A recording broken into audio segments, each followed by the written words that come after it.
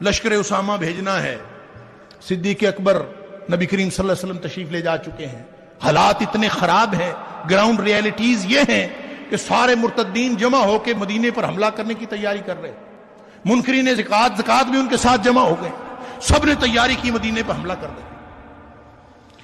صحابہ کرام سکھاتے، حضرت ابوبکر صدیق کو مشورہ دیتے ہیں کہ اسامہ والا لشکر نہ بھیجو، یہ اگر جائے گا مدینہ خالی ہو جائے گا، اور مدینہ خالی ہو جائے گا وہ حملہ کرنے کے لیے تیار بیٹھے ہیں، کیا کریں؟ فرمایا جس لشکر کو بھیجنے کا حکم نبی کریم صلی اللہ علیہ وسلم نے دیا ہے میرے پاس اس کو روکنے کا اختیار ہی نہیں ہے. بھائی امیر المومنین یا خلیفۃ رسول اللہ، حالات اب اجازت نہیں دیتے، لیکن ابوبکر صدیق حالات کو نہیں دیکھتے، نبی کریم صلی اللہ علیہ وسلم کے فرمان کو دیکھتے.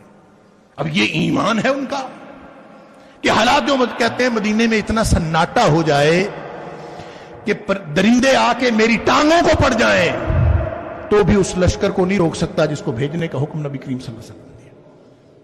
پھر صحابہ اکرام کو ایک بات سوچی، انہوں نے کہا کہ ہم یوں کرتے ہیں کہ کوئی کمزوری پکڑو ابوبکر صدیق رضی اللہ تعالیٰ نے، جس کوئی ویک پوائنٹ ہوتا ہی ہے ہر بندے کا، تو کوئی ویک پوائنٹ پکڑو جس سے پھر حضرت ابوبکر صدیق کو منا لیں کہ لشکر اسامہ نہ بھیجیں. تو حضرت ابوبکر صدیق رضی اللہ تعالیٰ کا ویک پوائنٹ خاندان نبوت سے زیادہ اور کیا ہو سکتا تھا. لہذا کہا کہ ہمارا آپ کا مسئلہ نہیں، صحابہ اکرام نے اکٹھے ہو کے کہا ہمارا آپ کا مسئلہ نہیں، مسئلہ امہات المومنین کا ہے، وہ بھی مدینے میں موجود ہیں، ان کو نقصان پہنچنے کا خطرہ ہے، لہذا اسامہ کا لشکر نہ بھیجا جائے. ابن سعد نے اپنی طبقات کے اندر الفاظ نقل کیے ہیں جو اس موقع پر ابوبکر صدیق رضی اللہ تعالیٰ نے فرمایا والذی نفسی بیدہ، قسم ہے اس ذات کی جس کے قبضہ قدرت میں میری جان ہے، لو جرت الکلاب بارجل ازواج النبی صلی اللہ علیہ وآلہ وسلم ما رددت جیشا وجہہ رسول اللہ صلی اللہ علیہ وسلم. جنگل کے درندے آ کے امہات المومنین کی ٹانگوں کو پڑ جائیں تو بھی میں اس لشکر کو نہیں روک سکتا جس کے بھیجنے کا حکم نبی پاک صلی اللہ علیہ وسلم نے، اس وہ نہیں روک سکتا. وقالوا سمعنا واطعنا، یہ ایمان ہے، یہ معیار ہے. حضرت عثمان غنی رضی اللہ تعالیٰ عنہ گھیرا ڈالا ہوا ہے لوگوں نے، باغیوں نے، قتل کرنے کے در پہ ہے. مطالبہ کیا کرتے تھے؟ مطالبہ کرتے تھے معزول ہو جاؤ، یہی مطالبہ تھا نا. حضرت عثمان کو کیا مسئلہ تھا؟ معزول ہو جاتے جان تو بچ جاتی.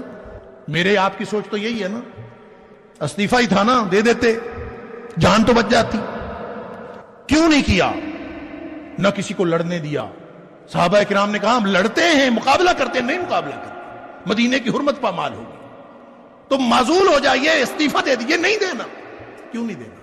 اس لیے کہ مجھے نبی کریم صلی اللہ علیہ وسلم نے فرمایا تھا یا عثمان، ترمذی کی روایت ہے، یا عثمان ان اللہ تعالی یقمسک قمیصا، اللہ تجھے ایک خلعت پہنائے گا، ایک لباس پہنائے گا. فَإِنْ أَرَادُوكَ عَلَى خَلْعِهِ، اگر لوگ آ کے اس کو اتارنے کی کوشش کریں نا، فَلَا تَخْلَعْهُ لَهُمْ، تو نے اتارنی نہیں ہے جو مرضی ہو جائے. عثمان کو یہ مسئلہ تھا کہ نبی اکرم صلی اللہ علیہ وسلم نے منع کیا تھا کہ عثمان لوگ چاہیں گے کہ وہ خلعت اتارنا، تو نے نہیں اتارنا، جان دے دی، خلعت نہیں اتارنا. ایمان یہ تھا. اللہ اکبر. غزوہ بدر ہے، اللہ اکبر.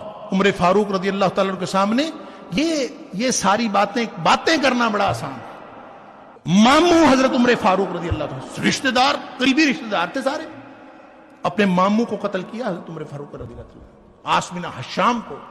حضرت ابو عبیدہ بن جراح سامنے اپنا باپ، اللہ اکبر، باپ کو قتل کیا اس لیے کہ اب ایمان نبی اکرم صلی اللہ علیہ وسلم کے ساتھ ہے. ایمان آتا ہے تو دنیا بدل جاتی ہے.